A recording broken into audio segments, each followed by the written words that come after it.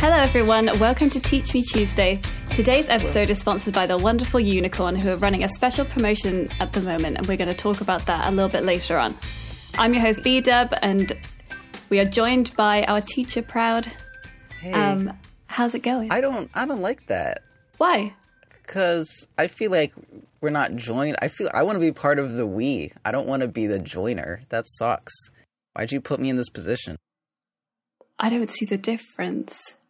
Well, you said we are joined by, but it seems like I'm not part of the group at first until I get introduced in. So I kind of feel like an outsider, like I got shit to prove. That is not what I meant, but... Well, it's how I feel, sorry. B-Dub, I'm sorry. and that's what's important. Okay, so... Can't just fucking invalidate my feelings. I'm sorry. I'm sorry to cause any offense. Okay, well, you know what? I got over it. Okay. I'm resilient. Okay. Hey. I was gonna say, how would you like to be introduced? Because we can do it again. Hey everybody. Hey, welcome to the show. Me and Proud are here to break down the walls between class, race, gender, sexuality, and everything else that holds humanity apart, and we're all gonna goop together in one big pool of LCL. That's how I'd like to be introduced from now on. Okay. If that's okay. I'll make a note of that, and in 2 weeks' time, I'll make sure to introduce you like that. Yeah, do it with all the same pauses and, like, unsure inflections as possible. Okay, will do. Thanks. So today we're going to try not to talk about Monster Hunter. I probably shouldn't have even brought it up because I feel like we've been playing that more than Dota over the past week. I definitely have anyway. That's not really a feeling. That's a sort of it's a fact. True state of us. But I also don't want to speak for you, but I think that's the way. Well, I'm glad you're learning. Yeah, exactly. But I also have been playing very much Mon Hun, as it's known in my brain. Mm-hmm. Although I have done a little bit of a Dota binge today, and it was quite a successful Dota binge. That's good to hear. Your last game didn't seem like that, but everything else seemed to fit that description. The last game was upsetting, and I died many times, and it was... Yeah. There were many things wrong with it. 16, evidently. Oh, it doesn't look like a fun game for anyone. Don't call me out like that. You're playing support. Like, my ideal Venge game is me going like 0, 15, and 16. Like, those are my one games on Venge. Yeah, it was real bad. There was a lot wrong with it, I think. We didn't play particularly well as a team. Everyone had kind of, rather than like indecisiveness, everyone kind of knew what they wanted to do and were just doing it without really... There was a moment where everyone, like 2 people were like, let's push top. And then 3 people were like, let's push bottom. And I was, at bot, but then like kind of floating around, like not really sure where I'm supposed to go. Well, that was, how many people were on your team? Because it sounds like you had to have already chosen one of those 2 things. No, I said I was at bot, but then I was kind of like... Okay, so you was part of the... You were one of the people who said, let's go bot. Well, I just kind of agreed because I was already there. Okay, all right. I would have had to walk all the way up top. Because it seems like you're saying your team was saying to do this, but maybe other people were also just swept up by, someone else that they feel like they had to capitulate to. I just don't want to demonize everyone. I mean, really, we probably should have all just backed off and then regrouped. Yeah. But that just didn't happen, and that seemed to be a theme throughout the game. Who won the headbutt horn crash at the start of the game? The what? When you start a game and whoever wants to make leading calls, they like kind of meet and then they butt their heads and crash their horns together, and then whoever doesn't buckle gets to make the calls. That's actually you unlock that at 5K. But because that's normally because at 5K people, everyone thinks that they can make calls, so they put in the game. It's like you have to like go into some VR thing, and then there's like a helmet, and it has special pressure. So like when you do it in the game, it also crunches your head. That's why a lot of really good Dota players have concussions. Yeah, I was gonna say that sounds painful, and we got to know who's going to make the calls. Quite time consuming, really, if you're just about to go in the game. Yeah, that's why I haven't gotten quite as many games in lately, is because like it's fine. Like if no one contests for shot caller position, it's fine, and that's like why captain's mode takes so long in ranked, because like no one wants to do the headbutting ceremony. But like once you get high enough, like the MMR is worth the chance of concussion. You know, it's like instead of making millions of dollars getting a concussion to play football, you're doing it for 25 MMR, which is like it translates pretty okay. Yeah, I was good. I think that's unless you lose, then it was not good. Yeah. Yeah. Well, but yeah, I played my very first Lifestealer game today. Yeah. How many lives did you steal? 8. I stole 8. That's more than you need, actually. I don't know why you sorry, need I lied. I stole 7. Oh, okay, that's actually fine. Yeah, that's like a utilitarian use of lives, I think. Okay. Yeah, I stole... But I assisted with other people stealing 12 lives, so... Okay. I think it went okay. Well, that's nice. It was okay. 7, 4, 12. It was all right. You help yourself out, but you also give back to the community. I like that. You show strong principles. Yeah. I do what I can. Let's look at this a little bit. Let's look at this one. Yeah, so my item build is kind of weird. Yeah, what sort of, why? So I would say I'm not entirely sure.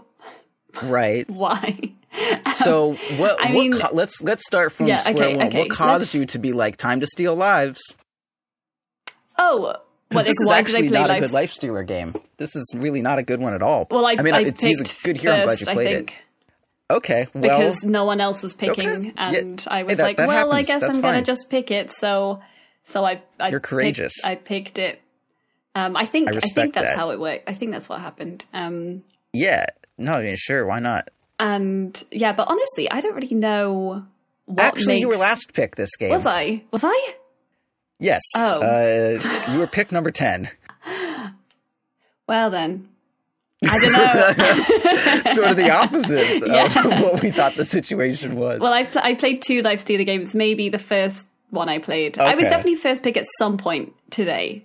But I did play kind of 6 games sort of back to back, so they've all kind of blended into each other. Let's see. I'm not trying to... this other game you were first pick. Okay. That was a bad game too. But at least it wasn't ranked, it was unranked, so it was fine. Why it features a similar build, so it seems like you kind of were just going with that one in particular. I don't even know what I did in the last one. Well, there's some combination of Midases and treads and armlets and a basher. Yeah. So why do you say it's not a good Lifestealer game? So for context, I had a Ricky, Marana, Skywrath, LC, and then I was Lifestealer on my team. And the opposing team was Doom, Windranger, Troll Warlord, Queen of Pain, and Bane. Yeah, so... Queen can blink and her ulti goes through magic immunity. Troll Warlord has a bash through your rage, like through BKB, and also he's that mischance whenever you're not raged up.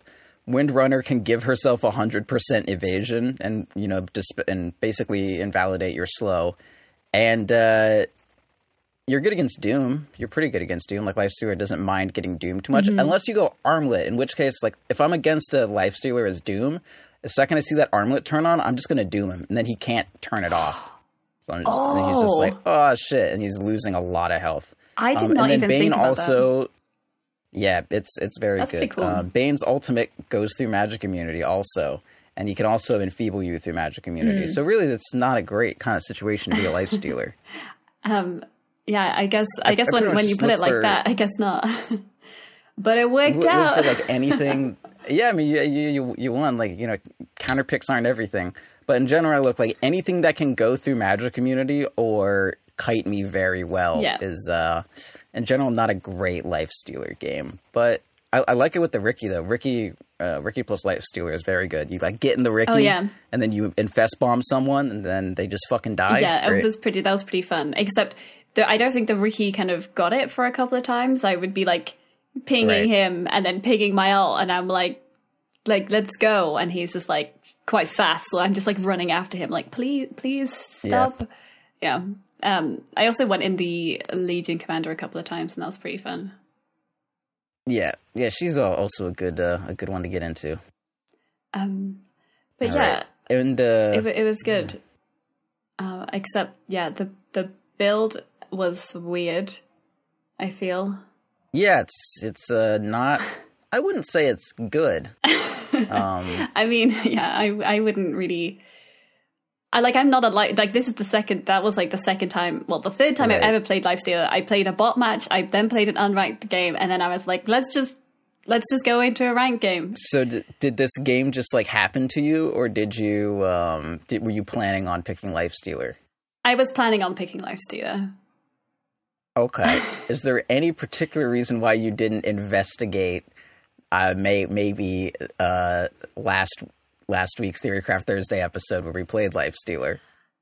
I mean, that's like a I didn't listen to it. Why do you hate our show? I just haven't got around to it yet. I know that's I listened to like most of the episodes, but that is one I did not listen to. I'm now incredibly embarrassed, and well, why should I care about this podcast anymore, B? It's all it's just no respect. I put in so many hour-long sessions a couple times a week, and then I come to the show, and then I see a Lifestealer without a Radiance, and just what am I to think? All right, we'll rectify this next. Okay, we'll talk about it. I'm very sorry. Actually, if we could get Juice to splice in the entirety of the last Theorycraft Thursday episode right here, and then we can just kind of regain that knowledge, and then I can go into talking about what I like to do on Lifestealer now. Okay, I'm assuming that's happened. All right, so B, last week on Theorycraft Thursday, we were talking about Radiance Lifestealer. Doesn't that sound fun? I mean, that does sound really fun. So, I mean, okay. I had the intention to build Radiance, and then I just kind of didn't. And I don't really know why I didn't. That seems to be a thing with you. It seems like you have, in general, like pretty good ideas of what you want to do and what you should do in a game, and then you kind of like abandon all your faculties, and you're just like, B's not allowed to have fun this game. B's got to do what everyone expects of B. But it's like, you know what, B? You're a beautiful, strong, smart woman, and you should trust yourself to build Radiances whenever you want to, and Divine Rapiers, and any number of those dark, forbidden artifacts that every witch and warlock should feel like they have access to. Yeah, I guess.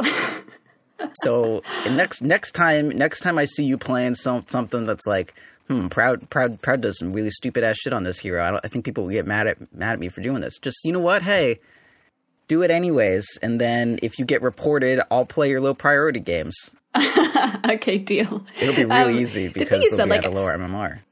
Like the confusing thing is I'm not against buying Radiance on Lifestealer. I don't know. Like, I do have like some reservations about buying Rapier. Yeah, we'll work through that. And I have actually tried to buy it on some recent Monkey King games. I say recent, probably like a week old, but like I find that I don't farm quick enough to get one, or the game just is over by the time I'm kind of ready to get one. Yeah, I mean it's okay. I'm not like incredibly upset with you about that, but I mean, I can understand you being upset about the Radiance thing. The Radiance, I'm a might bit cross, I will say. Okay. In my defense, well, a little bit of defense, I tried to play 3 more games after this one, I think, and I just didn't get safe lane. So I had the intentions to buy Radiance, but it didn't work out that way. Okay. Well, just because they didn't play you. Lifestealer. Yeah. Second Thursday happens, you better just load that sucker up.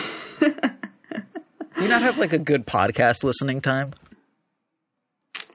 What do you mean, like throughout the day? Yeah. It really depends. Usually, yes, because I work from home and I put on podcasts whilst I'm working.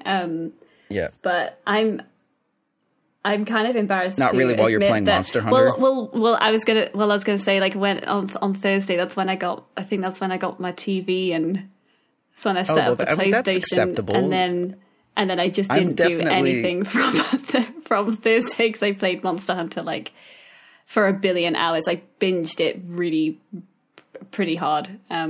Yeah, I mean, I'm less exciting than Monster Hunter, and Ursinity is definitely less exciting than Monster Hunter. So that's acceptable. You know, I rescind whatever criticisms I gave in the heat of my...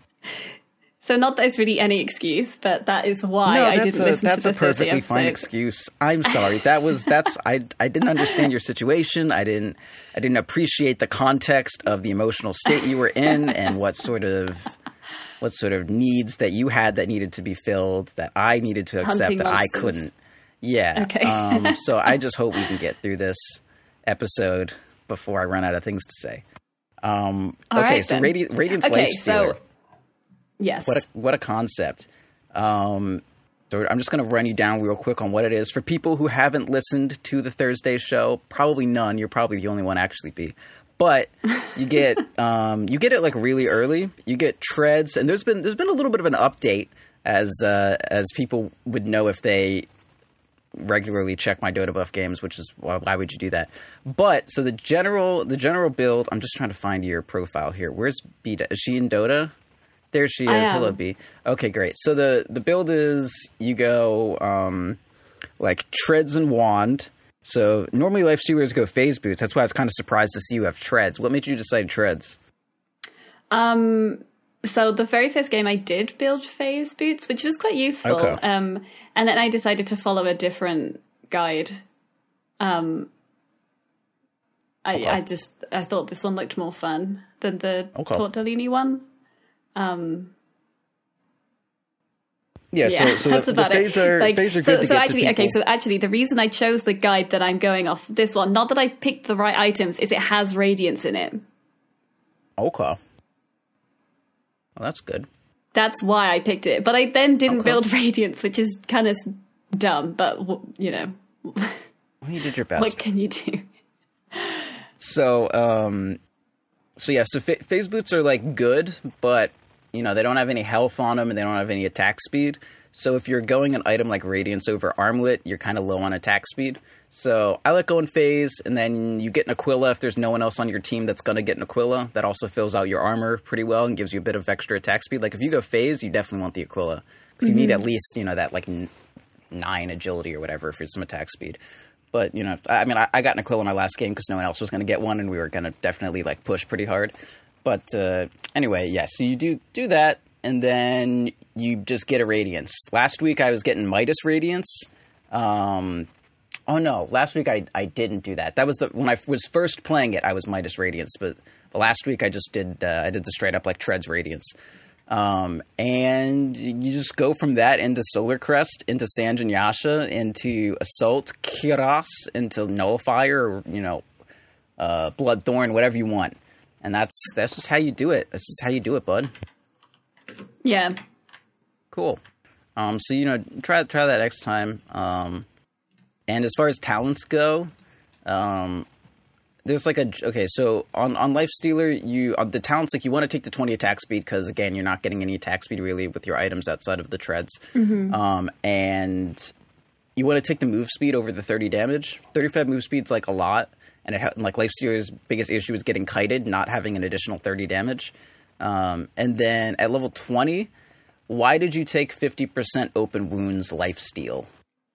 Because that's what the guide said. Oh, well, that guide's stupid. You want the evasion. Okay. Because, what does that even mean? Yeah, I'm embarrassed to say I didn't actually really think about it. It was kind of like I was in the game and I was like, oh, I'm just going to pick this one, I guess, because that's what the person's telling me to do. So did you immediately feel its impact? Were you just like, oh my God, I'm healing so much off of my open wounds Lifesteal? No, I didn't notice anything, honestly. No, I wouldn't either. I didn't notice any difference. Great. Well, okay, so now we know that talent fucking sucks. Okay. So take the evasion next time. But that's one of the cool things with the Radiance is you've got like Radiance, you've got Solar Crest, and an evasion talent. Like, I don't want to fucking build an MKB against a Lifestealer. That's not what I signed up to play Dota to do. I wasn't looking for this world. I don't want to fucking... Why he dodged me? Sucks. Yeah. Yeah. Okay, so now you know how to play Lifestealer, so congratulations. You won an additional hero. Yes. Although, Great. like, I'm a little bit sad to be losing Skull Basher because I really like that item. Oh, I mean, you can do that after the AC. Sure, that's fine. Okay. But, I mean, you will be quite surprised, B, let me tell you, when you've got that radiance and that burn ticking away, like, ooh, daddy. And then you right-click someone with the, use that solar crest, and then they have, like, 0 armor, and then you do, like, and then they're just... That sounds pretty fun. You know, they die. So, yeah, it is very fun. I like when you hit someone and they take a bunch of damage. I don't like a lot of small hits. I like, you know, like, and then it's just fucking dead. That's what those sounds specifically. Yeah. Cool. Yeah. So why would you say not to go Hand of Midas? Midas kind of it just sucks in general. It doesn't really do anything. There's almost no one who likes Midas now. Like even invokers stay away from it sometimes. It's one of those things where like, oh, why is it bad? It's well,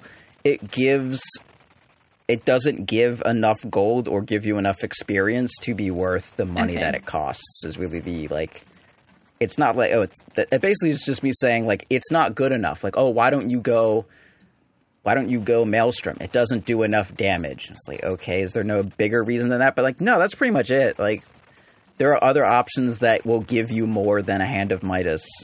Like, you'll get your Radiance faster if you don't build a Hand of Midas. So don't build a Hand of Midas, because you care about getting your Radiance, not...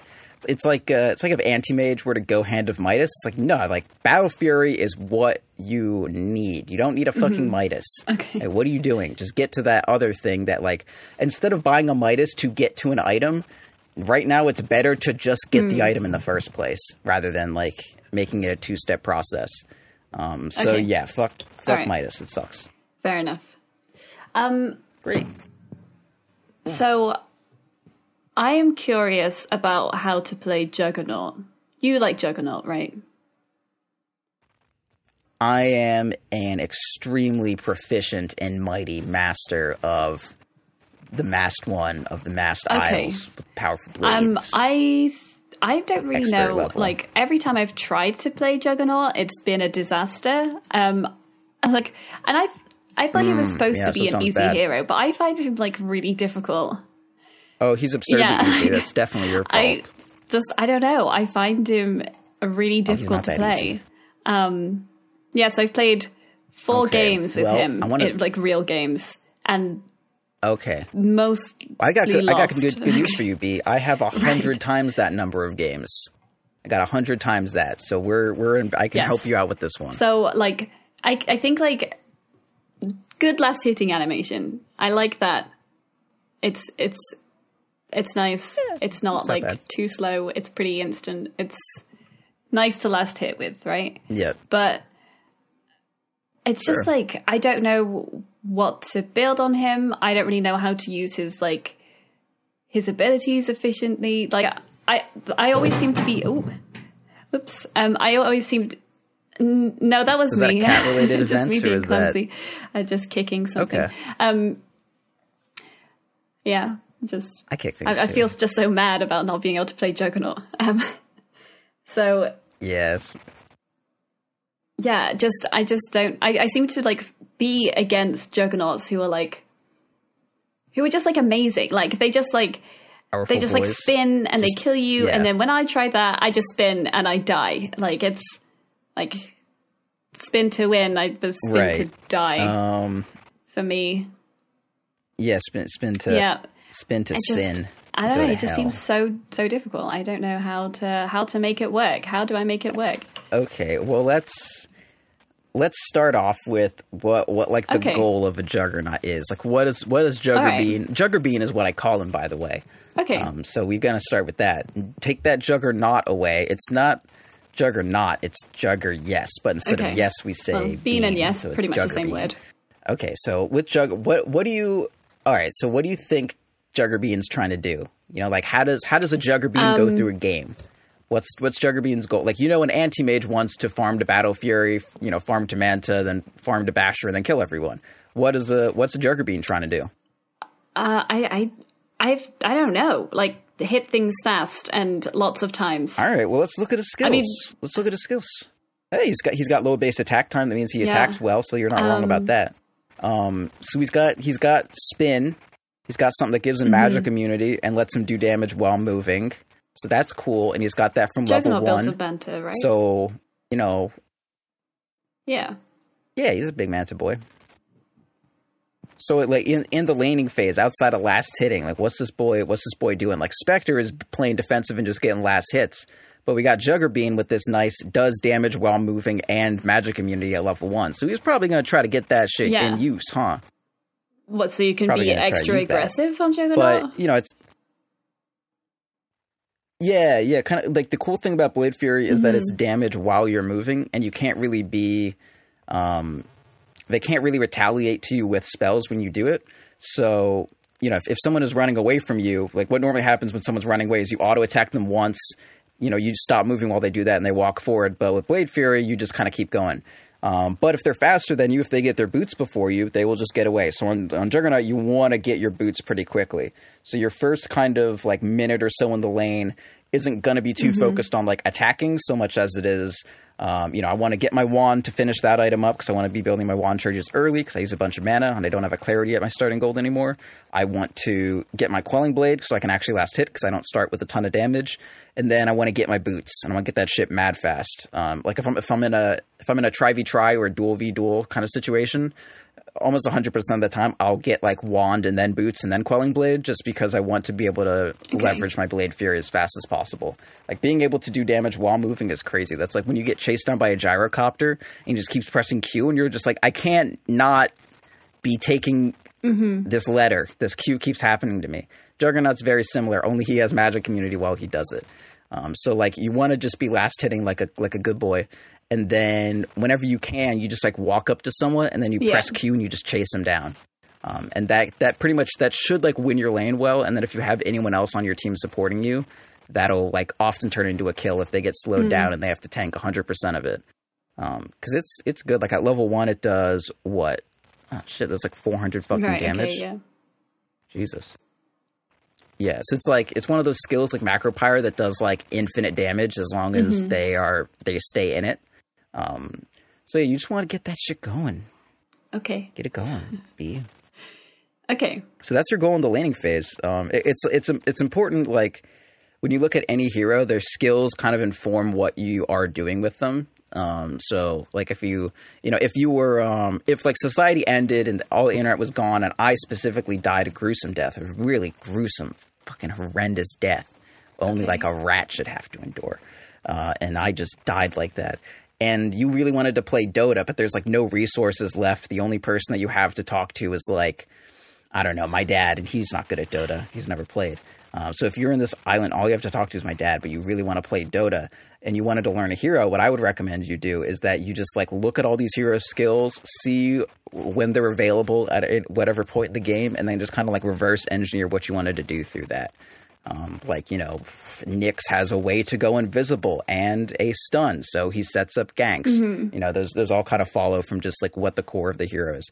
So Juggernaut, he has like AoE damage that happens while he moves and early magic immunity. So it's like, oh shit, that's really fucking good for killing people. And then he also has a healing ward, which is AoE healing at a percentage. Yeah, it's mad good. And it's on a ward, but it moves around. So you're like, okay, well, so you need hotkeys for one. That's not really a role. You don't like, he has a healing ward. I'm going to use hotkeys this game. Like that's just how you play it. I don't know why I said that. Holy shit, and that's 420 move speed too. What a fucking memer. This is great. So also he kind of wants to play with a team, like he wants to take advantage of that healing ward.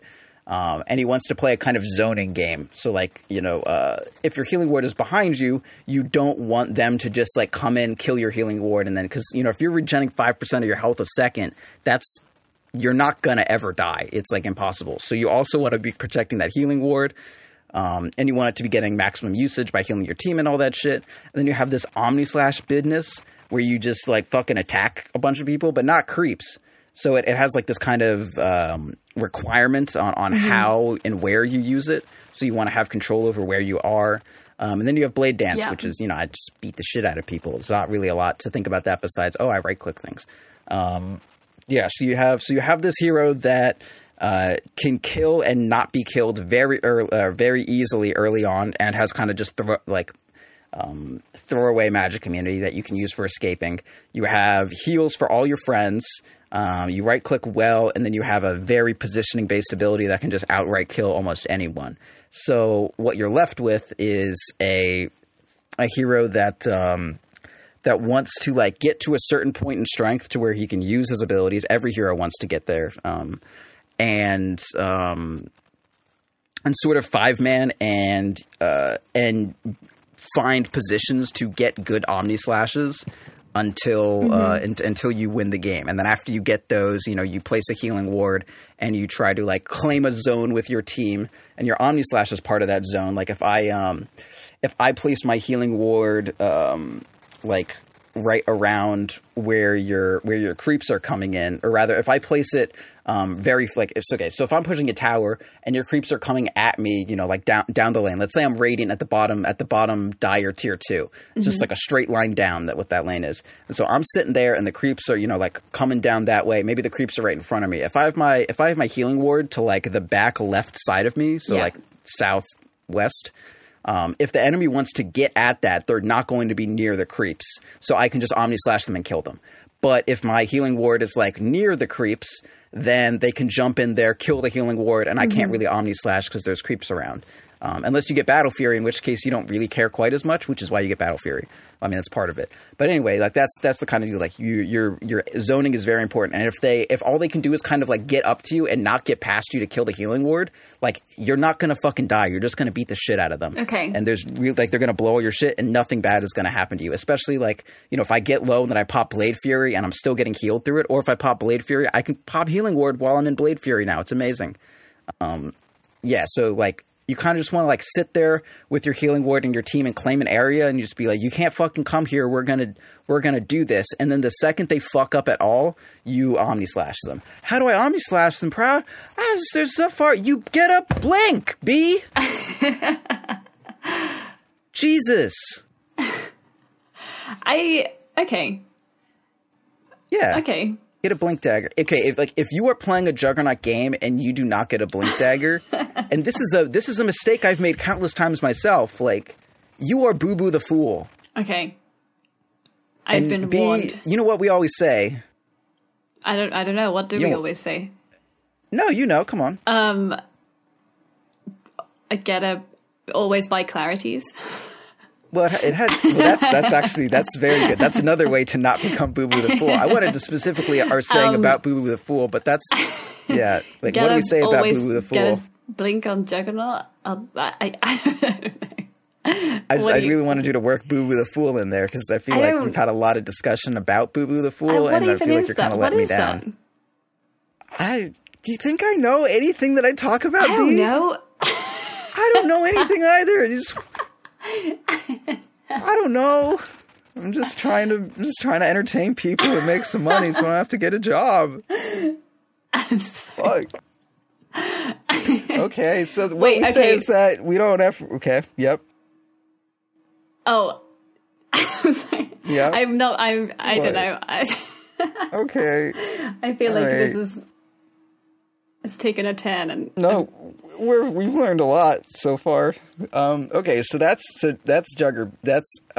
big piece of Juggerbean. Like, so the way you win a game on Juggerbean is you find someone who is ripe for Omni Slashing, and then you blink on them and you do it. Mm-hmm. And then they fucking die, and then the game is 4v5, and then you win the game off of that. The other way you win the game is you hit level 25, and you buy a Divine Rapier, and you find 3 people, and you Omni Slash, and you kill all of them, and then you win the fight. Okay. I have a question. So, okay, I can answer a question. Okay. Cool. Is it so I'm pretty sure it's Juggernaut. Like, is it something like he has an ability that if you keep right clicking, that does extra damage or something? Is that... Okay, so no one understands anything about Omni Slash because there's like a little note, there's like a little liner note about Omnislash that's people read, and it's just fucking horrendous, and I wish that line was just gone. It's like in the Dota 2 wiki, it says on the side there, like, oh, if you have, because so Omnislash attacks every 0.4 seconds. Mm-hmm. And if you also attack every 0.4 seconds, you will quote it, like, literally, this is the quote, like, you will get an auto attack in line with every Omnislash / Right. That doesn't fucking matter. What the fuck? That means nothing. That's a Snapple fact about the ability. Okay, so here's the real fact. When you are Omnislashing, your hero is also auto-attacking. Yeah. It's like when Gyro has his Q up. It's just out of your body slashes occur, but you're still a Juggernaut. You're still auto-attacking during it.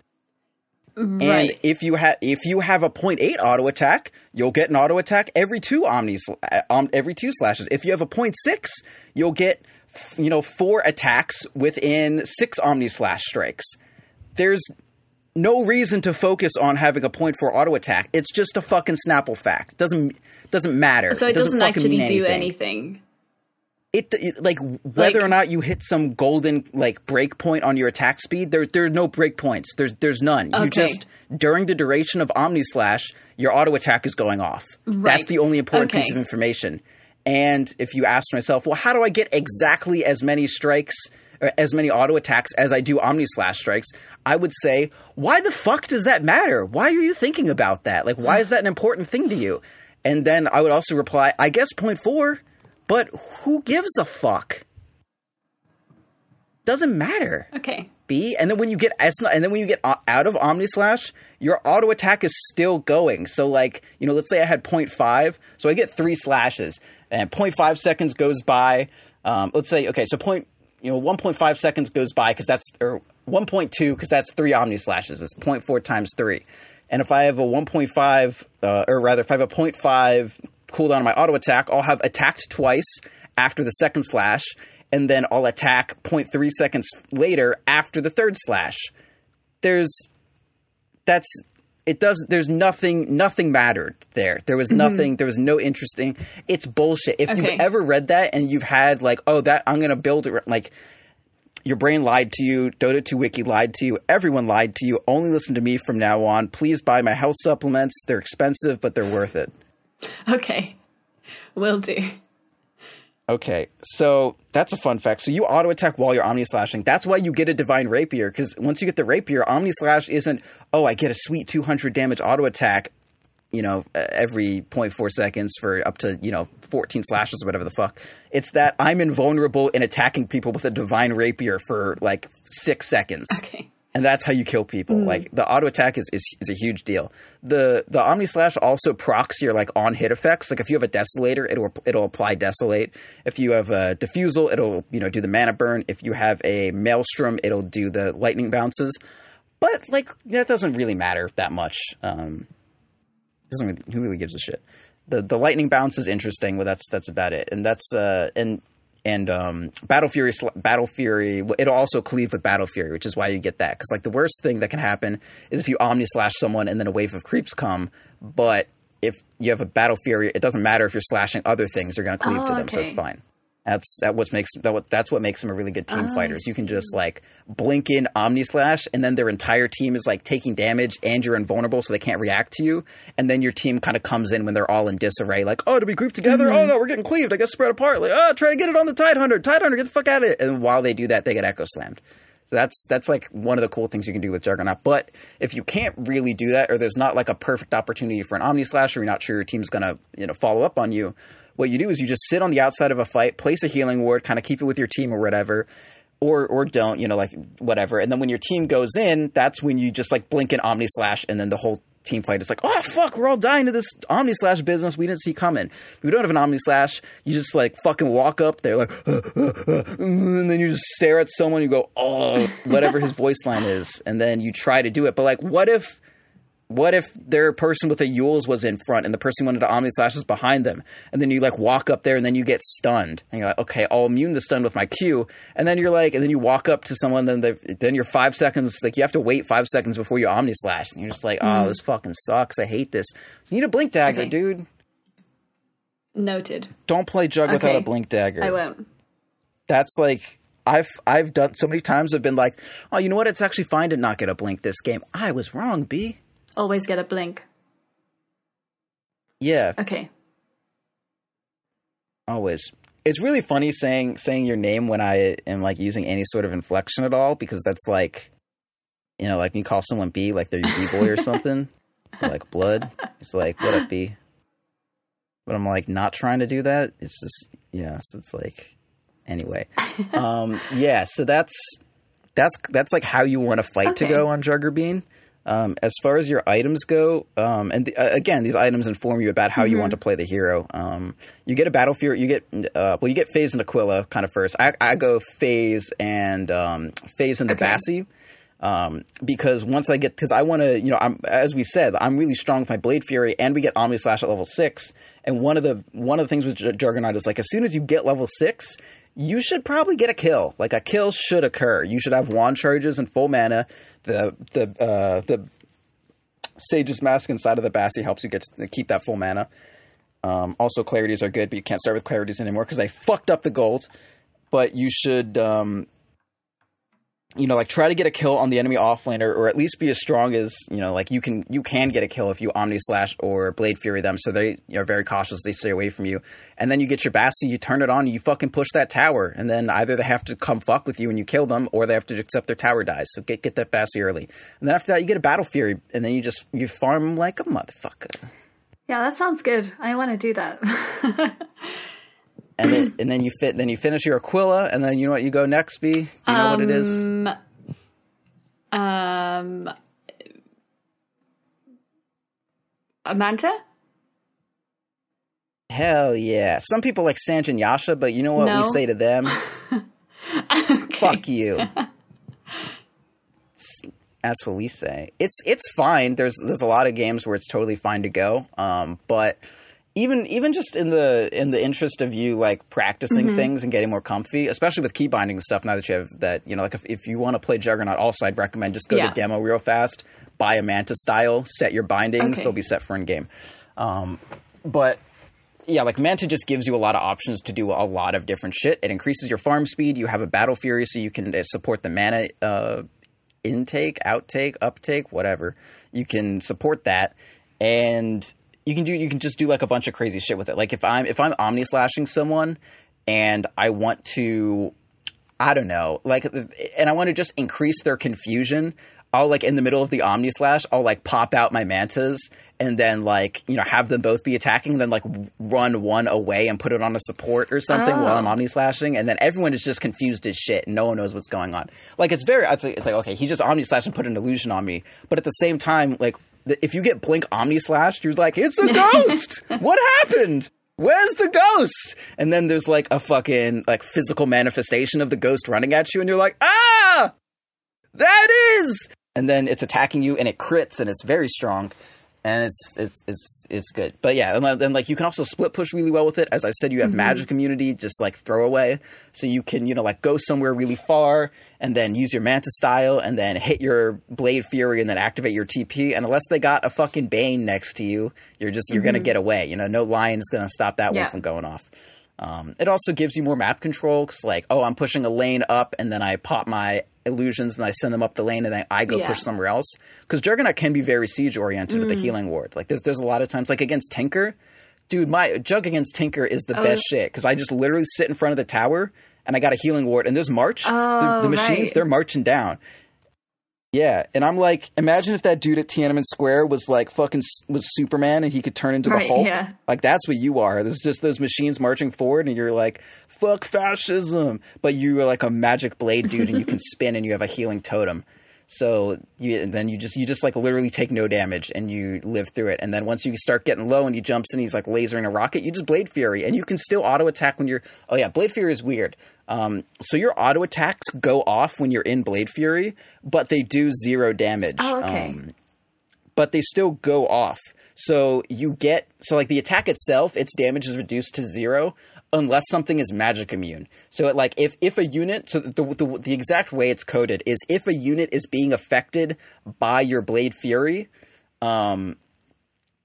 your auto attack will happen and its damage will be reduced to 0. But since it happened, it'll cleave out and things will proc. So like if I'm right-clicking a building which isn't affected by Blade Fury because it's magic immune, my attacks will do damage. And if I'm attacking a BKB Lifestealer while I'm spinning, I'll be right-clicking them. Or if I'm Blade Furying a magic immunity guy, or if I'm Blade Furying someone who's not magic immune, so they're taking damage from the Blade Fury, I can right-click them and my basher will go off because the damage is reduced to 0, right. But the ability, like the effects of it still kind of happen. Oh, I see. Or like if I'm spinning defensively and just trying to kill someone with that and I have a Battle Fury, I can be right-clicking a creep at the same time and I won't be doing damage to the creep, but my cleave will be doing damage to that person as well. Blade Fury is very weird, but there's a lot of crazy-ass shit you can do with it. Yeah, it's like I fuck that up all the time. Like there was one fight where I was like spinning to kill someone and then my teammates were like, why aren't you cleaving damage on them too? And I was like, shit, I'm bad at this game, huh? I could have just been doing like, and Cleave's wild. Cleave ignores armor. So like, it's almost the damage of a full-on right-click when you get to, pretty late in the game. So, That's it's cool. kind of, don't worry about thinking about that, but just know that you can spin and hit buildings at the same time. Okay. And then any other fact about that will kind of come with you. But yeah, that's one of the reasons Jug is so good at sieging. Like, there's a lot of teams that whenever I'm Jug and whenever we have organization, one of my favorite things to do is, and this is where Blink Dagger comes in.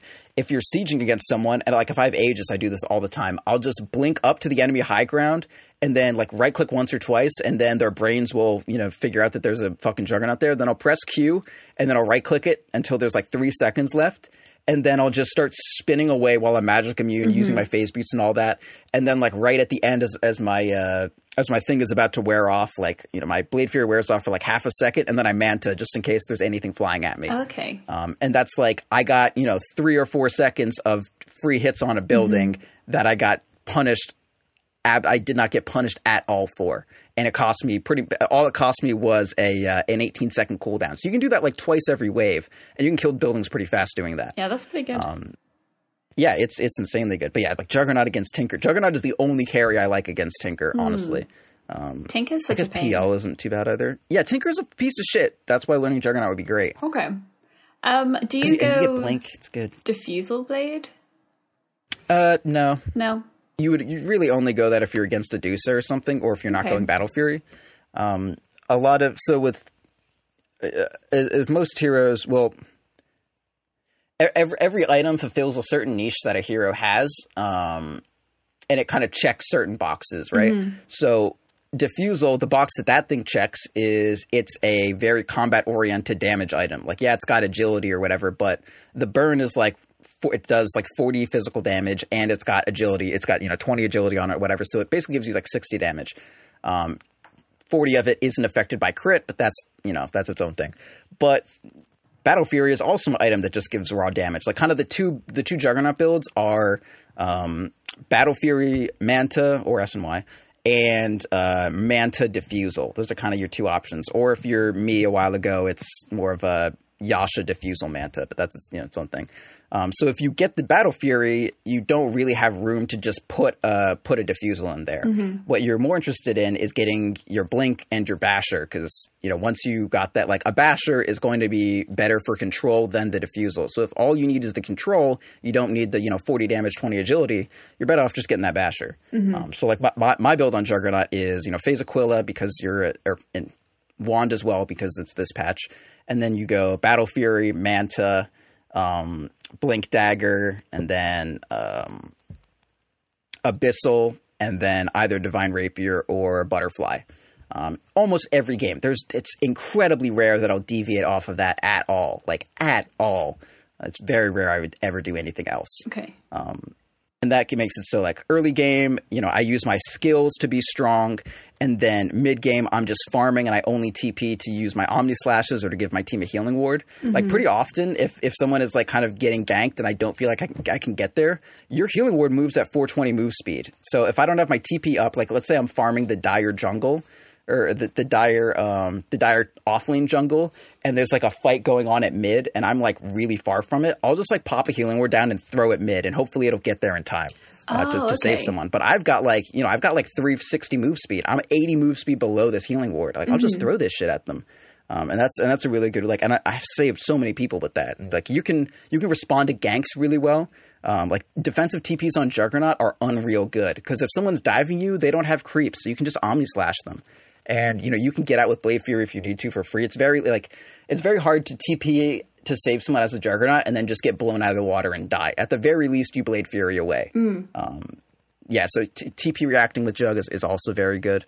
So, you get the Battle Fury, you farm, and then afterwards you get the Manta style, then you can move around, farm a bit better, split farm pretty well, and then you also have a defensive tool, so like, I got silenced, I can't Blade Fury, this sucks, but you have Dispel Sense with Manta, fucking go off. And that's when you more kind of start team fighting, because that way you can send your Mantas to farm something, and then you go with your team and that sort of thing. That kind of helps. And the Battle Fury makes you really good at team fighting because you cleave your Omni Slash, that makes it really good. After that you get the Blink. That's when you just like look for kills and then get Roche off of them. And then you get your Abyssal, and then you just like fucking hard look for kills, and like that's when you're like team fight ready. Like whoever they have with a BKB, you can just like, as soon as they BKB and jump into your team, like if a Sven BKBs and jumps on everyone, you can like wait for a stun, and then you blink Abyssal them, and then wait like 2 seconds, like keep auto attacking them, and then you and then you Omni Slash them, and then your Omni Slash will proc your Basher at some point, because not only you're attacking with almost double attack speed, because you're getting your Omni Slash strikes that can proc Basher, and you're getting your auto attacks that can proc Basher. So you're guaranteed, like, if you get 2 Bash procs within, those 9 swings, which is vaguely possible, maybe. I don't think it is really. But if you get 1 proc and you use your Abyssal, that's, you stunned out like 3.5 seconds of Sven's BKB, which is like wild good. And you were invincible for the entirety of it. Like a big part of Juggernaut is you're either like sieging with your body and Blade Fury and Healing Ward, or you're sitting back and waiting for the perfect Blink Omni. Those are the only 2 modes that you should ever be in. Okay. I said 2, I just threw my hand out and I had 3 fingers out, which is a different number. That is a different number. Yes. So does that help with playing Juggerbean a little bit? I'm pretty excited to play it. I really would like, as soon as this episode's over, I really want to play one, but it's also 2 a.m. here, so it's probably a bad idea. But maybe. Feeling hyped. You need to have good cosmetics too. Like, but Jug has some good shit. You don't need the Arcana either. I have no cosmetics. There's a bunch of good ones.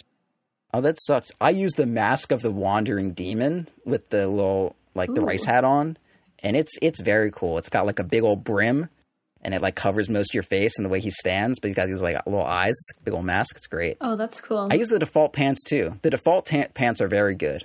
All the other pants kind of suck in my opinion. Oh, and aspect wraps of the high planes.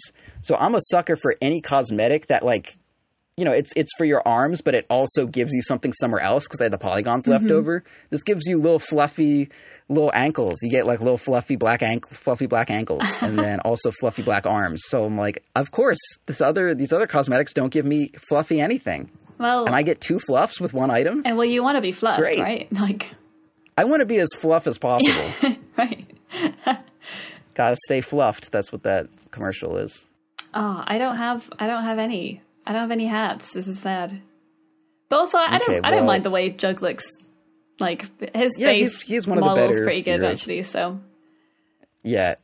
I also use a inscribed Fireborn Odachi from, inscribed just means there's a gem in it. But this was like one of the first items that had like special effects. Like your crit has like fire in it, and he holds the blade a bit differently. And it's very old. I'm a big fan of it. This is why I'm mentioning it.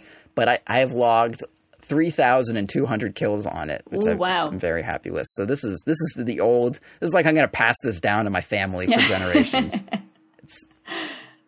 That's a lot. That is a lot of kills. That is a lot of kills. Thank you. I was just kind of braggadocious there, but I love Juggernaut. He's so good, Juggerbean. Yeah. Okay. How much time did I waste? I feel like I just talked for a while and didn't let anyone say anything, which is I'm trying to work on that, but here we are. I think it went okay. It was useful to know. Okay. Okay. We should do some ads and then do some questions. Oh, okay. Yeah. So today we're sponsored by Unicorn. They have completely legal and free to play esports betting everywhere, as well as real money betting if you live in the UK and Australia. and you can earn betting tokens as well as unicorn gold and cosmetic item raffles just for playing your favorite games. They also have lots of articles and analysis on there, so you should go check that out too. And at the moment, they're running a special promotion with Pugner, and listeners can win a free Pugner account on unicorn.com/jackpots. And you can get more chances to win a free account by signing up for Connect, which is unicorn.com/connect. You can earn tokens every time you win a ranked match, which is hopefully often. And I definitely need to I've been winning fairly recent, not loads, but I've been winning a lot more than I have. So I definitely need to get on this. I'm proud of you. Yeah, it's been going okay. I dropped MMR quite a lot, but I'm nearly back at my calibration MMR, which is nice. But yeah, so you can find Unicorn at unicorn.com and more info on Connect at unicorn.com/connect. And that's Unicorn, UNIKRN, and Connect, CONNEKT. Hell yeah. Hell yeah. Okay. Let's do some questions. Here we go. Okay, so we're going to start off with one from New Guy. I feel like that's how we have to start off the questions. Every time we have to have a New Guy question to kick it off. Yeah. Here. So we'll just go from the top. So if you're playing a hero that requires distance, sniper/drow, how do you maintain the distance from gap closers during fights? What do you think, Bee? I stay at the back. I don't know. You're a sniper. Yeah. We say, sniper, we need your damage in this fight. Sniper, we need you. And then you're sitting there. You're just like, I know my team needs me, but I'm so fragile and so frail. I can hardly live up to their expectations of me. Got to try to live up to my family name. And there's an enemy clockwork on the enemy team. Ooh. That's where an enemy would most likely be. And that clockwork has killed you 18 times this game. Oh, no. And you're like, oh, God, I'm so fucking bad. And you say, not this time, clockwork. This time I've got your number. And then, so what do you, and then a fight is about to start at your Tide Hunter is like, let's go, let's get him. And then you're there, you're just like, oh, I know that clockwork is looking for me. What can I do? B, please control me. How do I stay away from this clockwork? It's killed me 18 times. What's your plan? When do you do what? What do you do when? Who do you address your letter to when you die? Well, I mean, I would let my team go ahead in front of me for sure. I wouldn't. Okay, that's a good stand start. Right, anywhere near the front, in the middle, anything. I want to be at the back. Okay. So they're wandering along. I'm behind them like a wall. They're a nice barrier between me and them. I'm a sniper. I've got long range, so I'm trying to stay as far away as I can and just be that annoying kind of. But I mean, this is just I feel like I'm not adding anything to the conversation here because I'm just just stay at the back. No, this is good because I'm trying to keep this production going. All right, so let's get back in. So we have Tidehunter's like, go, and then Sniper's like, okay, guys, I'm gonna need you to rely. I'm gonna rely on you as much as you rely on me, and I'm gonna sit behind everybody. So let's say your supports are a Skywrath and a Spirit Breaker, and your off lane is a Beastmaster. Okay. All right, so you're behind everyone, and you're just vaguely on the outskirts of the fight, and you're like, all right, I'm safe, but at least I can right click the enemy Queen of Pain from here. But then you know what happens? From behind you, you hear hee, I've got you now.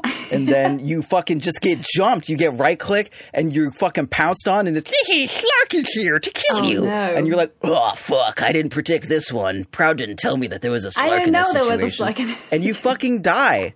You fucking die, B. I mean, do I want some kind of escape? Do I want a shadow blade? Let's focus on positioning for now. So you said you were in the back of the fight, but there was a Slark. You naive fool.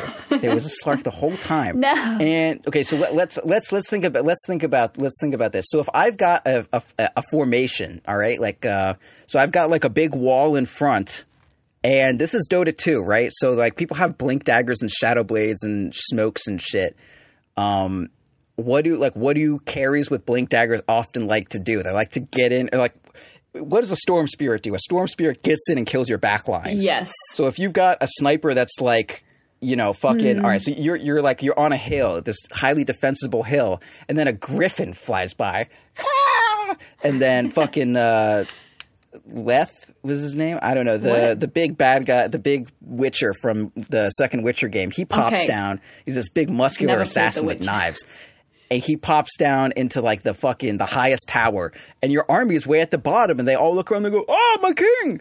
And then he just fucking slits your throat right there, and you're just like, "But I was so far away."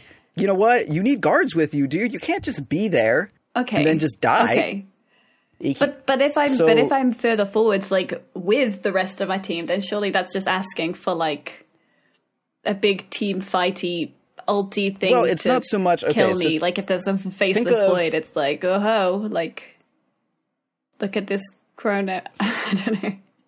Right. So think of each of your teammates like a healing ward, sort of. Okay. So let's say the enemy team wants to kill a healing ward, right? Mm-hmm. They need to go to the healing ward to kill it. So, like, and where should I be if I'm trying to get the effect of the healing ward, but not like die with a healing ward? I should be on the edge, right? At the edge of where it can affect me. So if my lion has, or you know, your Skywrath has like a silence or something, or a glimmer cape, and your Beastmaster still has Roar or something, instead of being like really far in the back, it would be better to kind of be in between the two of them. Not like, you know, like if they're both 2 points, you don't want to be like straight in a line between them. You'd want to like, you know, draw a V between them and be on the axis there. So like you kind of like, you do want to be in back to a point, but you also want to be in range of your team to protect you. So it's, you know, it's not like you don't want to be at max range so much as you want to, like, that's not your interest. Your interest is being able to be covered by your team while also having effectiveness in the fight. Because you can be as far back as you want, but if you get caught, you're gonna die. And if you're really far back, you don't have any control over what you're attacking. But if you're far forward enough that you can be protected, that's when you're good. Like the reason why a Sven is super dangerous and a Sven dies a lot is that he's in the front of it, and it's impossible to save him because he's so far forward. Like if he gets swapped, I can't. You know, if I swap a Sven 1,000 units, he's not going to get Glimmer Cape. This is not going to happen. But if a sniper is, is maybe 500 units from the center of the fight, and I swap sniper 1,000 units, he can be saved still. But if he's, you know, like 1,000 units back, doesn't matter if I swap him forward 1,000, you know, there are people still to protect him. Right. But if he just gets jumped 1,000 units back, he's going to die. Like no matter what, like your Sven can't turn around and kill that Slark if you're that far away. And your team is not looking behind them in the middle of a team fight. They're not going to see shit. But if you're like at the corner of their screen, still kind of in their field of view, and you get jumped by a Slark, that Skywrath is going to turn around and then Glimmer Cape himself and be like, "Fuck, I misclicked," and then Beastmaster is gonna roar the Slark after he uses his Q, and you'll be fine. Okay. So stay within your friends' areas, but you know, be back, but just don't don't be alone. Back. You don't need to bear the weight. Don't get slugged. Yeah, don't get slarked, idiot. That wasn't directed at you. That was directed at snipers. I was like, whoa, okay. No, that was, I had to clarify that one. Yeah, that was directed at snipers. I was like, oh, damn. Yeah, no, I'm sorry. I didn't know that. Me listening to... Caught up in the acting. You're not listening to the Thursday episode is really... Yeah, it's kind of bleeding over, huh? Okay. It's okay. Well, I'll try to curb All right. fury.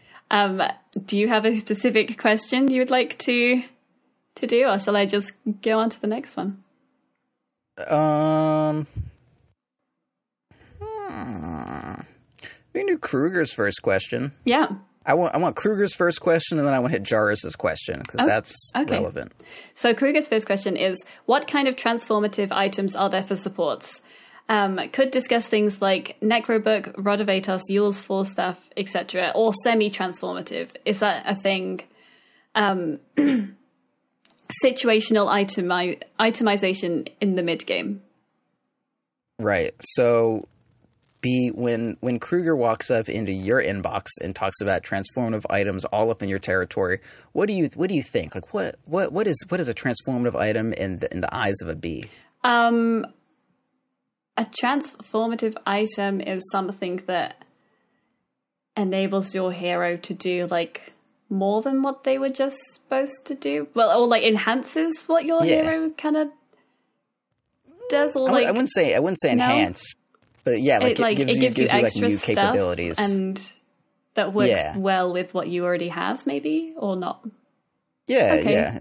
It gives you some new shit. Like, you know, if you get a Shadow Blade on Slark, he goes from someone who walks up to you and you have to dodge his pounce to someone who pops up out of nowhere and just like kills you instantly. So now instead of worrying about a fucking dude walking up in my face, I'm worried about having detection everywhere, and then he can get away from dust and all this crazy shit. Mm-hmm.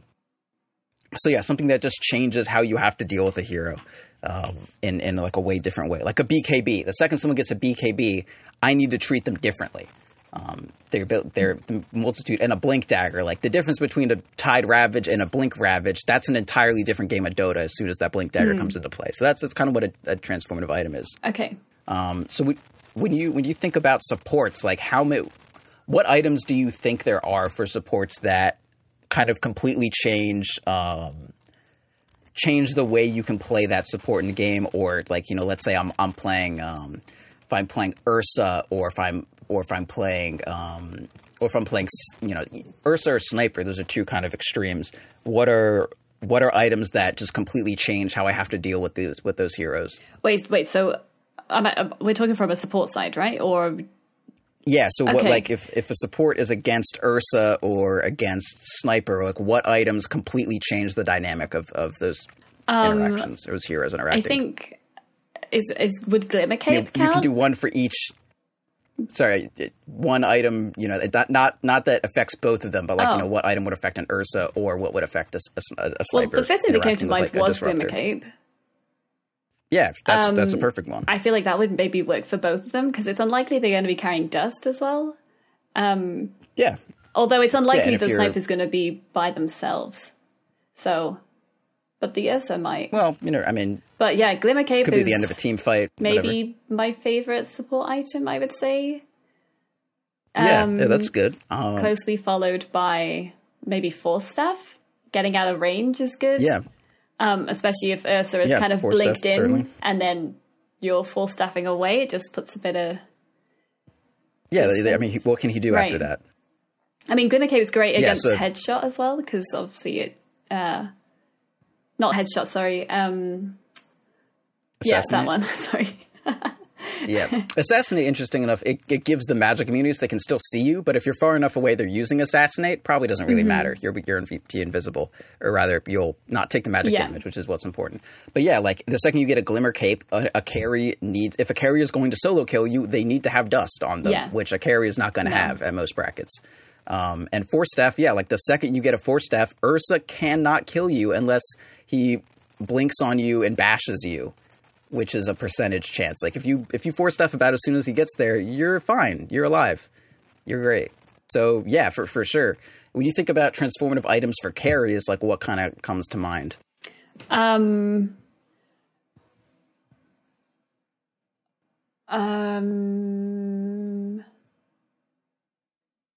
Battle Fury is a transformative item. Yeah, because that gives for sure cleave. Which it totally changes the way you farm. Like a Juggernaut versus a Juggernaut with a Battle Fury. Like those are one, you know, farms heroes and farms creeps in between. The other one can just eat all the creeps in the world and be huge for sure. Yeah. So like BKB as well totally changes how a hero works.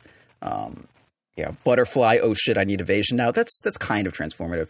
Radiance. Okay, this hero just does damage when I'm near them now. This fucking sucks. You know, shit like that. But those items are like 4,000 gold and up. Like there's almost no item that I would consider like transformative for a carry that's below 4K besides like Shadow Blade, I guess. Right. BKB is about 4K, but like what else is there? I mean, I don't know. For Deso, kind of. For carriers specifically? Yeah, pretty much all of them are expensive as shit. Like there's no, there's no force staff for carries besides like, blink dagger, but that's for everybody. Yeah, I don't know. I'm not sure. I was thinking like you buy Rod of Atos on some cores, right? I mean, not really carries though. Not really. I mean, kind of. But yeah, definitely not on carries, yeah. But yeah, and that, I mean, it gives you an ability, but it's not like super crazy. I love Rod of Atos. Yeah, so the it's good. Don't it was one of my favorite items. But yeah, it's not a bad one, and it was criminally underused for a while. But the kind of point is that for supports, pretty much every item for a support is a transformative item, and if you've got so little gold, if you're getting an item that's not changing the way that your hero plays, you're gonna be at like 30 minutes, and you're gonna be just as easy to deal with at level 1 as you are at 30 minutes, which is not a good time. So like, if I buy a drum on a Venge, I'm still just a fucking Venge. Right. Like I'm a bit more. I'm a Venge that's there a bit faster and a Venge that takes another hit to kill, but I'm still dealt with the same way. I'm tankier. My enemies do more damage. No dynamic has changed there. But if I could get a Glimmer Cape instead, I'm, just as squishy as I was. But if I'm invisible, doesn't matter. Or if I have a Force Staff, doesn't fucking matter. If I have a Blink Dagger, I can stun you out of nowhere. Or I can be really far away, blink, and get the perfect swap. So pretty much every support item is a transformative item. And if it's not transforming you, you need a damn fucking good reason to be buying it. Okay. Yeah. I think like I usually go for Force Staff over Blink, just because I find it hard to get Blink sometimes, depending on the game. Obviously, if you're having a really good game as a support, then it's fine. But I find more often than not, I find myself dying not far off it, and then I never get there. So then I just end up getting a Force Staff. And for some heroes, Force is better. Like when I play Venge, I pretty much vastly prefer Force. I'll get Blink like third item or something, maybe, if I'm really all about my swaps. But I guess Force is great. Swapping in and then Force Staffing back out? Is that why? Any number of things. I don't always use everything in tandem. Like I also get Aether Lens pretty often, so I might do something like Force Staff my friend out, and then I blink back, and then I fucking like Force Staff, or then I swap them to get super far away. Or I'll do something like I'll Force Staff forward, so I, they think they're safe, then I Force Staff forward and I swap them. Or I'm already close and I, Force Staff them forward and then I swap them back afterwards. Like there's a lot of shit you can do. You could save people with it. It's just like, again, it's, it doesn't need to be like, oh, I get a Desolator because I right click well. It's a whole different other thing. I'm no longer just a Venge who's focused around the swap. I'm like, oh, I have a Force Staff now. I can use it for anything. I don't have to use it in tandem with all my shit. I can just like use what a Force Staff is for. Like when Juggernaut gets Omni Slash, it's not like, oh, I have Omni Slash now and I only got Omni Slash because it like synergizes with like, no, it's just a good ability, so it's cool. And that's like every support item has the option to just be like, oh shit, an entire another ability for my hero. Or you can buy a drum on a Crystal Maiden and you're like, what does that do for any, like, we didn't need this. We needed a Glimmer Cape. We needed a Force Staff. We needed a Blink Dagger. So like anytime you're like, every hero needs to get one or two transformative items to like, because like a transformative item is what wins you the game outright. Like they're more binary kind of things. Like if the enemy Witch Doctor has a Glimmer Cape, they're going to be invisible an entire fight and kill all of us with his ulti, unless we have Dust. If that Witch Doctor has a drum, it's a matter of degrees how much harder it is to kill them, but there's absolutely no chance that we just get blown out of the fucking water and we have no interaction with them. Like there's always a chance to deal with someone who's giving themselves granular effects. But if you give a Sven a BKB out of nowhere, unless you have some way to deal with it, you just fucking lose the game right there. That's why getting transformative items is really good, is because it gives you that extra path to just fucking complete total annihilation victory for yourself. Okay, so would you say in relation to the kind of the semi-transformative part of this question, would drums kind of fall under that category? I think drum is like the epitome of like the least transformative item in a game, honestly, because it makes you a bit faster, gives you that active, but it's not really like, I would say like Atos is kind of in there because like you can deal with an Atos. It's not like, you know, like if Underlord gets an Atos, it's not like my Juggernaut is just fucked. Yeah. It's like I use my Manta style or I press Q, like it's fine. But if they get like a sheep stick, I need to be preemptively like spinning and shit. It's terrifying. But yeah, like anything that can be dealt with relatively easily, I would call kind of like semi-transformative. And those are the things that are like fine to get if you're doing well. I don't know, like maybe I'm trying to think like Spirit Vessel and Urn. Giving a hero a heal and a little bit of a nuke, that's really good. But it's not like I have to change the way I play the game. I mean, if there's a hero that's totally reliant on regaining health, Spirit Vessel kind of transforms the dynamic because, like, oh, they can't rely on their health regen anymore while they're Spirit Vessel. But outside of that, it's like whatever. Like I'll get Spirit Vessel on Venge if I'm having a really fucking good game. Yeah. But if not, I'm like, I need the Force Staff to just change the way I can interact with this game. I don't need to just like be tankier and then heal people. Like that's not what we need right now. Okay. Yeah, so I'd say stuff like that. But yeah, in general, like, you want that transformative shit. You don't want that medium level shit as a support. Yeah. All right, cool. So Dominator, semi-transformative Dominator, definitely. You get that creep, but like it's maybe you don't use it that well. Who knows? Anyway. All right. Cool. So Jairus asks, when is it a good idea to get Lifesteal? I used to use it and now I don't. Vlad still seems good on paper, but it also seems to slow down a core in general. Satanic is a pickup after I have heart, unless I need damage, and Mask of Madness is just a farm tool right now, isn't it? B, what are your thoughts about Lifesteal? I think Lifesteal's great. What do you think it's like for? Stealing lives. Well, that's Lifestealer. This is just an ambient state of keeping Lifesteal. You alive in a team fight, maybe. Okay, let's unpack that a little bit. So let's say maybe let's say name a hero that gets Lifesteal, or just name a hero that you think you would get Lifesteal on. PA. She has the talent. Okay, we're Phantom Assassin. All right. It's not really an item though. It's the talent that she gets it on, right? Yeah, maybe that's not the best example. What about?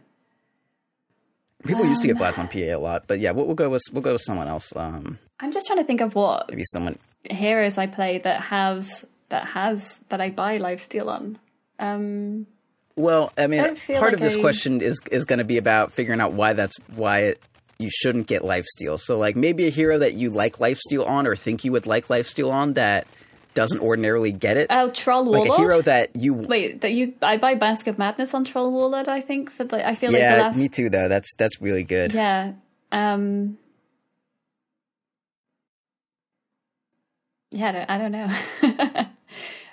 Let's, What about Sven, right? He gets Mask of Madness. Right. Okay. Let's talk about Sven let's talk about. I mean, I feel like Lifesteal in the context of Sven for a little bit. He's having a hard time in general, anyway, right? But he's not doing too great. He's got his place, but he's not doing so great. Okay. So what do you get Mask of Madness on for Sven? You said you get Lifesteal for healing and fights. So what's the situation where that like happens? So I guess as a Sven, you're kind of. Yeah. You're in the center of everything. You're probably getting pelted with stuff. So you're blinking in and using Mask of Madness and then trying to hit everyone a lot and trying to deal as much damage to them and also not dying yourself. I mean, you probably have a BKB as well. Well, yeah, let's so this is a big part of like how I kind of think about what heroes need is you like down to like a detail, like what literally is happening when this is going on. So you're Sven, and you blink in, and you stun, and then you start hitting people. And do we have a BKB at this point? We can or we can't. Either one works for me. Sure. Okay, so and we pop our BKB. Yeah. So and you're ulted as well. Right, and we're at full health because we just blinked in and we did all that shit. So let's say we didn't kill them. Let's say we got them kind of low, but we didn't kill them. and then they either they just sit there and then they die, but they're most likely going to get away from us. And that's when we start taking that's when and let's say our BKB, you know, they kite through our BKB or something because we only have the one blink. And then like what kind of happens next? So are they running away right now, or let's say they got away and our BKB is off and we're just kind of walking at them, but there's a distance we're between us. We're still chasing though. Yeah. Okay, and blink isn't we can decide back up not yet? To chase. Nope, we're getting hit now. We can. I mean, you our have team the can choice, follow up. right? We can go forward. We can go backwards. Keeping going and trying to hit them more than they can hit you. Right. In order to do that, we need to connect to them, though.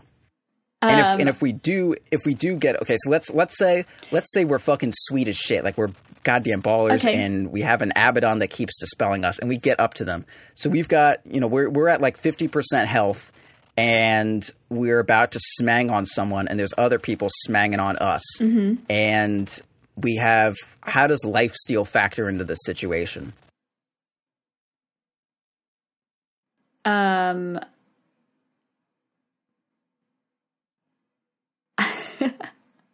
I feel like this question shouldn't.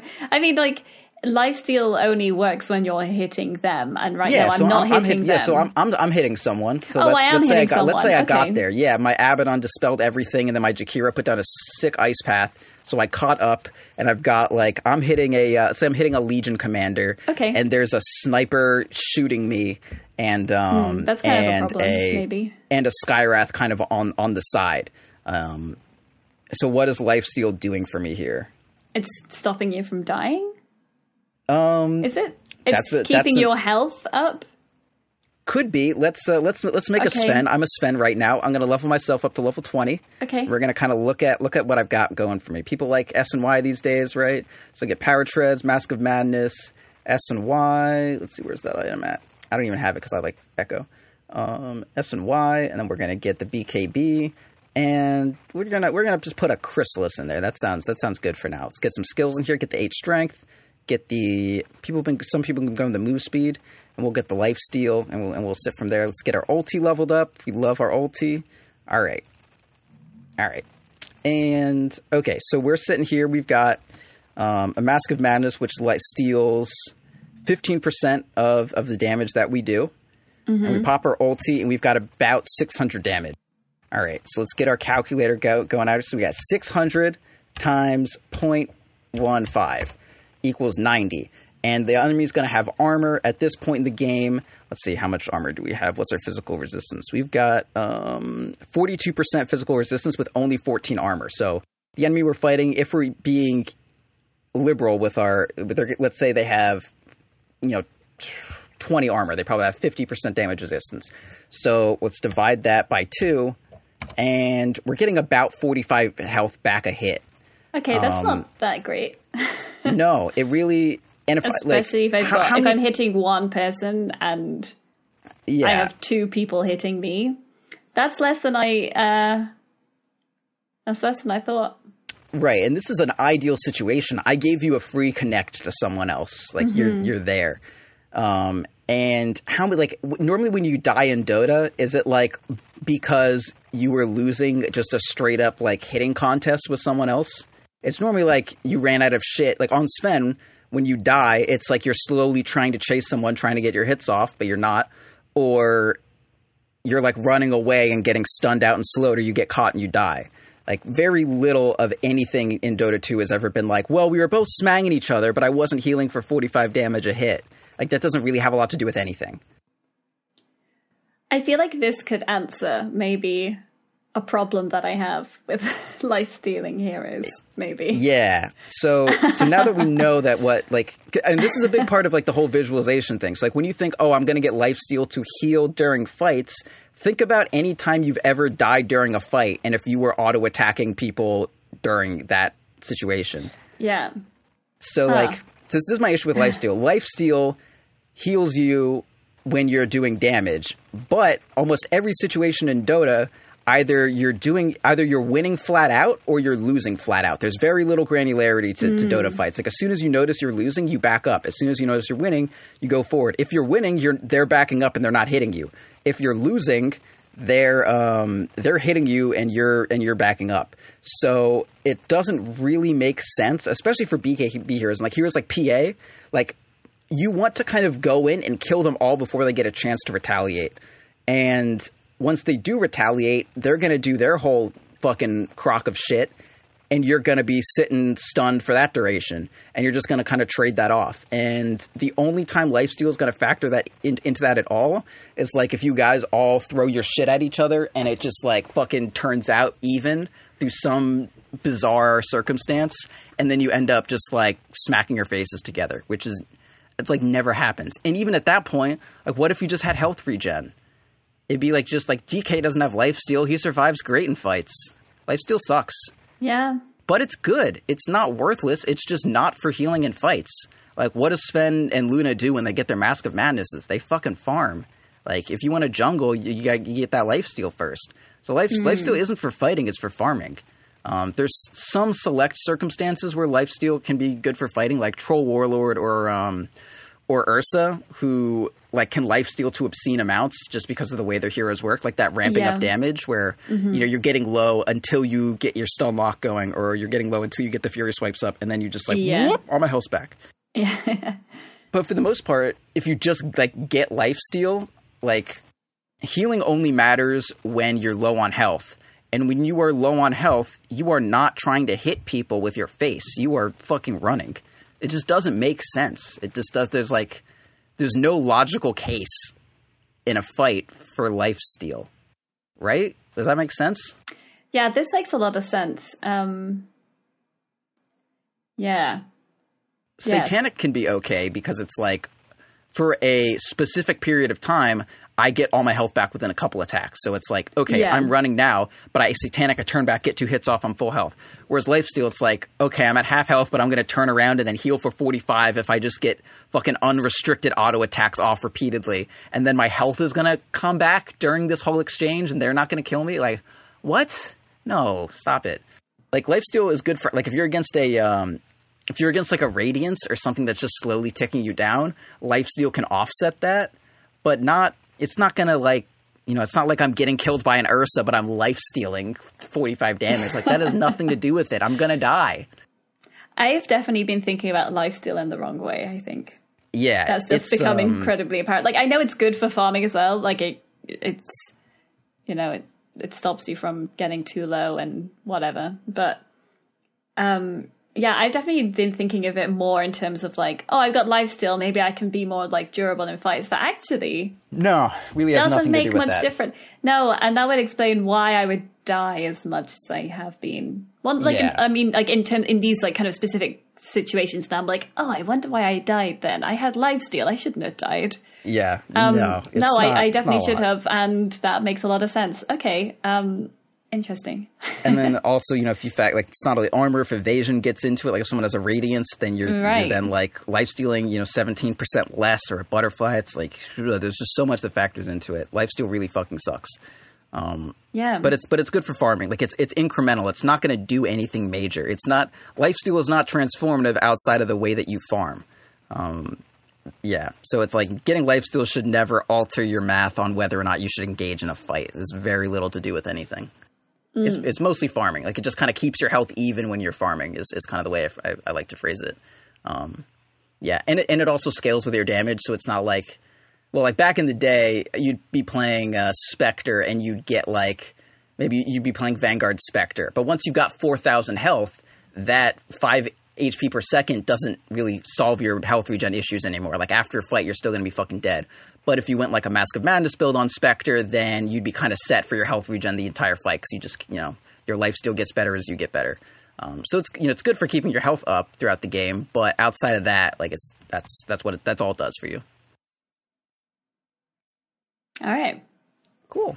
That's kind of like blown my mind a little bit. I feel like I've had like a revelation.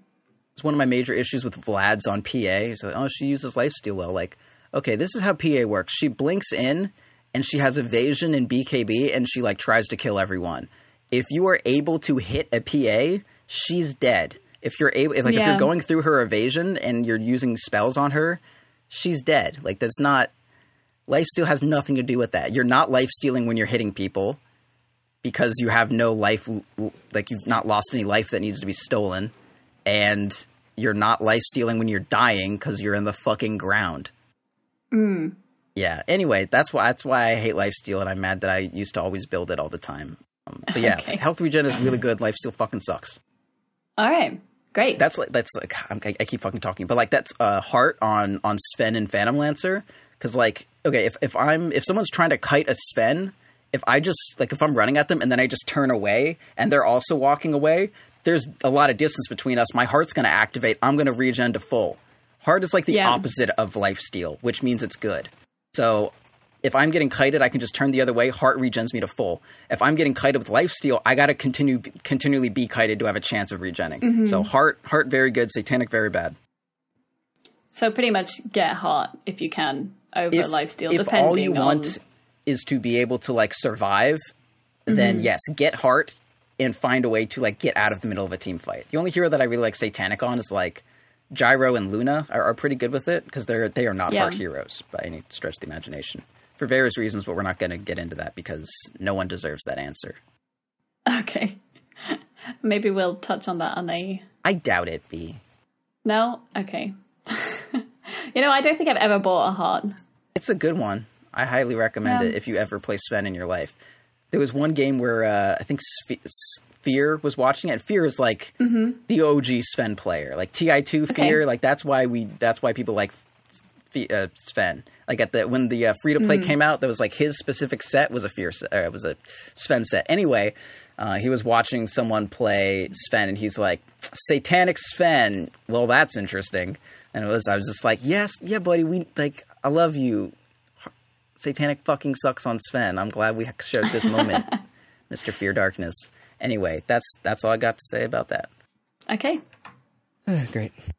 Great. So let's close out the episode. Okay. You can follow us on Twitter at Full Spirit. You can follow Proud at Proud Dota. You can follow me at A@BDub. You can support us on Patreon. Or tell a friend. That's a great way to support us as well. Join our Discord, which is discord.gg/4th. And send us a question.